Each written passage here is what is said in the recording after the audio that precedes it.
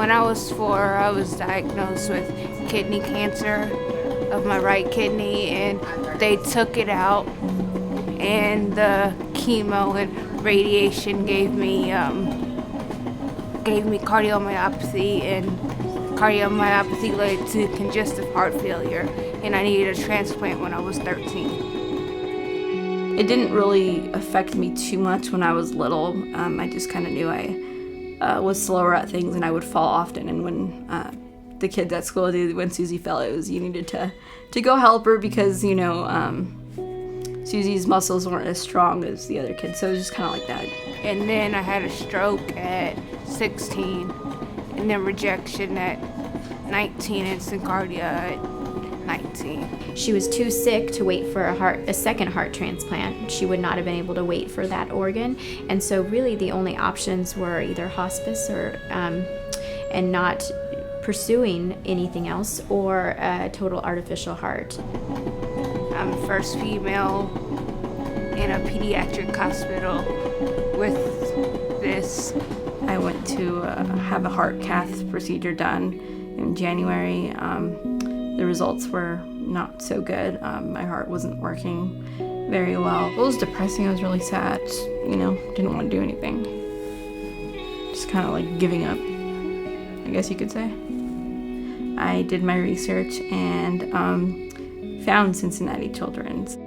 I followed the Parent Project Muscular Dystrophy on Facebook, and it had a link to Jason's story. Thanks to him, I was here. And thanks to him, I was going to be okay. We're now starting to explore new patient populations who before had little to no hope. And now we're discovering ways in which we can help those children. And I think the number of children that we will now, really children and families who we now can give hope to, will continue to increase. We know patients that we follow in this clinic with dystrophin-based disease, whether Becker or Duchenne phenotypes, are all predisposed to heart muscle disease. So just as the skeletal muscle becomes disease in these patients, so does the heart muscle.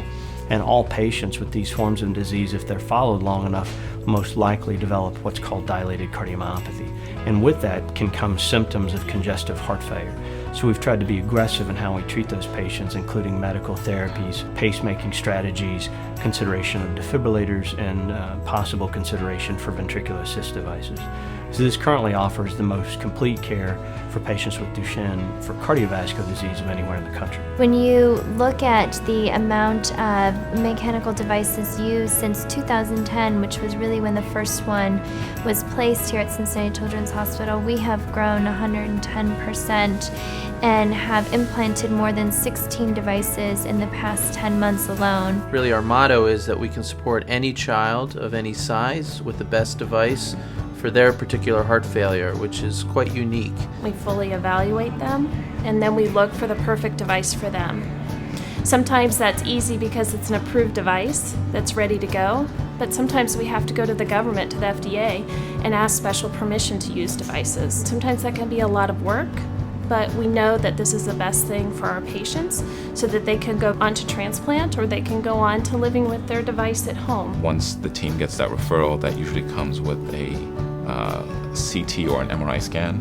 Using that information, we have new technology, new software that allows us to virtually recreate the surgery. And that's important because, especially in the pediatric population, children come in different body types, body sizes, body shapes. With this software and the data that we've obtained from the MRI and the CT, we can virtually place a total artificial heart within their chest cavity and determine whether or not it's going to fit appropriately. Most children's hospitals do not have the ability to care for adults.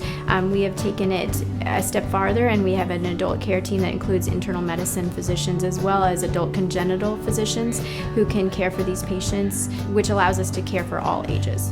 You have your patient educated first, and then we'll focus on their care provider. For a child, that's a parent. For an adult, that might be their spouse or a loved one that's going to be around them. We then look out to the community around them. Who and where are they on a daily basis? So do they go to work? Does their workplace know about the device? Who would they call in case of an emergency? So at the EMT department, the fire department, where would they go? So you look at the emergency rooms all around them. We may need to train teachers. We need to train care providers that will be with them. That is our whole goal with all this education, that these patients can go back into their community and have a very high quality of life, but still be safe with their device. Without Dr. Morales, God love him, and his team, I wouldn't be here right now having this conversation with you. I feel like I was the best in my whole life.